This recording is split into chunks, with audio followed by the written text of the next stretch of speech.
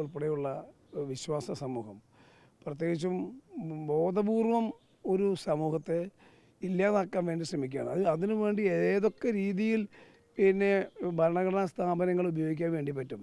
പാർലമെൻറ്റിൻ്റെ നിയമങ്ങളെ പോലും മിസ്യൂസ് ചെയ്തുകൊണ്ട് ഞെക്കിക്കൊല്ലാന്ന് പറയില്ലേ, നേരിട്ട് കൊല്ലാൻ കഴിയാതെ വരുമ്പോൾ ഞെക്കിക്കൊല്ലാൻ വേണ്ടിയിട്ടുള്ളൊരു ശ്രമമാണ് നടക്കുന്നതിൽ ഉണ്ട്. ഞങ്ങളെല്ലാവരും പൂർണ്ണമായും ഈ സമൂഹത്തിൻ്റെ സംരക്ഷണത്തിന് വേണ്ടി, അതിൻ്റെ സഹായത്തിന് വേണ്ടി അത് ഏതറ്റം വരെയും ഞങ്ങൾ കൂടെ നിന്ന് ഫൈറ്റ് ചെയ്യും. മണലൂർ എന്താ സ്ഥിതി? മണലൂർ 100% UDF ജയിക്കും. 100% 1% കൂട്ടി പറയാം. ഇപ്പോൾ ഓരോ ദിവസം കഴിഞ്ഞപ്പോൾ 101%. 101% മണലൂരിലെ വിജയം UDFനാണ്. അത് മണലൂരിൽ അരിയാഹാരം കഴിക്കുന്ന മുഴുവൻ ആളുകൾക്കും അറിയാം. അത് രാഷ്ട്രീയ ഭേദമന്യേ എല്ലാവർക്കും അറിയാം. അങ്ങനൊരു തുടക്കം മുതൽ ഒരു ട്രെൻഡ് സെറ്റ് അവിടെ ഉണ്ടായി. ആ ട്രെൻഡ് സെറ്റ് ഹൈ പിച്ചിൽ ആയി മാറി. അന്ന് ഭയങ്കര കോടികൾ ഒഴുകാണ് അവിടെ, കോടാനുകോടി രൂപ.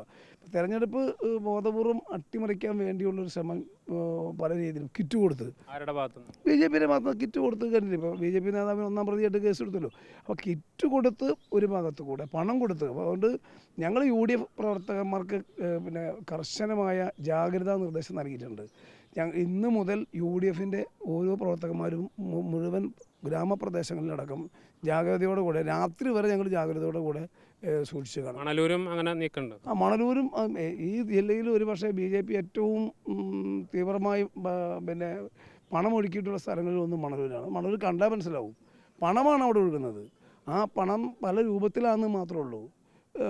അത് ഇപ്പോൾ അവസാനം കിറ്റായിട്ടും ലിക്വിഡ് മണിയായിട്ടും രംഗത്തിറങ്ങിയിരിക്കുകയാണ്. അപ്പോൾ ഞങ്ങൾ താഴെ തലത്തിൽ ബൂത്ത് തലം മുതലുള്ള എല്ലാ സ്ഥലത്തേക്കും നിർദ്ദേശം നൽകിയിട്ടുണ്ട്. UDF ഇന്ന് മുതൽ വളരെ ജാഗ്രതയോടുകൂടി നിരീക്ഷണം നടത്തും. വടക്കാഞ്ചേരിയിലെ യുവ നേതാവാണ്, എങ്ങനെയുണ്ട്? വളരെ പോസിറ്റീവായിട്ട് മുന്നോട്ട് പോവുകയാണ്. ഇപ്പോൾ സ്ഥാനാർത്ഥി പര്യടനവുമായി പോകുമ്പോൾ അമ്മമാരും കൊച്ചുകുട്ടികളും ഉൾപ്പെടെയുള്ള ആളുകൾ വളരെ വൈകിട്ടും രാത്രികളിൽ കാത്തു നിൽക്കുന്നത് കാണുമ്പോൾ തീർച്ചയായിട്ടും ഏറ്റവും അധികം വടക്കാഞ്ചേരിയോടൊപ്പം ഉണ്ടാകും എന്നുള്ള വാക്കാണ് ഈ അവസരത്തിൽ നൽകാനുള്ളത്. വടക്കാഞ്ചേരിയിലും ഈ പറഞ്ഞ പോലെ ഉള്ള ഒരു പണമൊഴുക്ക് പല മേഖലയിലുണ്ടോ?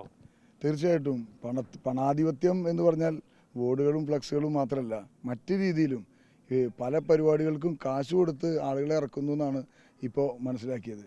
അതും 800 രൂപയൊക്കെ ഓരോ ആളുകൾക്ക് അത് കൃത്യമായി നിങ്ങളുടെ അടുത്ത് നിങ്ങൾക്ക് തന്നെ അന്വേഷിച്ചാൽ മനസ്സിലാവും. എന്തായാലും UDFനോ അല്ലെങ്കിൽ LDFനോ അതിൻ്റെ ആവശ്യം ഇല്ലല്ലോ. അപ്പോൾ അതിൽ വലിയ വിജയപ്രതീക്ഷയിലാണ് അല്ലേ? തീർച്ചയായിട്ടും. കഴിഞ്ഞ തവണത്തെ പരാജയ തവണ നിങ്ങൾ തിരിച്ചെടുക്കും. വടക്കാഞ്ചേരി കോൺഗ്രസിൻ്റെ കോട്ടയാണ്. ആ കോട്ട ഞങ്ങൾ തിരിച്ചു പിടിക്കും. ഏതായാലും തികഞ്ഞ ആത്മവിശ്വാസത്തിലാണ് രണ്ട് സ്ഥാനാർത്ഥികളും.